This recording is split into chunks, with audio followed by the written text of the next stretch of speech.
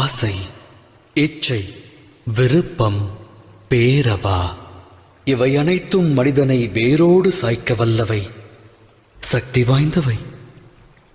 மனித வாழ்வில் அடங்கியது யாதென எவரேனும் வினவினால் அதற்கான தம் விடை யாது? சற்றே சிந்தியுங்கள். ஆழ்மனதிடம் இவ்வினா எழுப்பினால் அது அட்சர லட்சணமாய் கூறும் ஆசை என்று.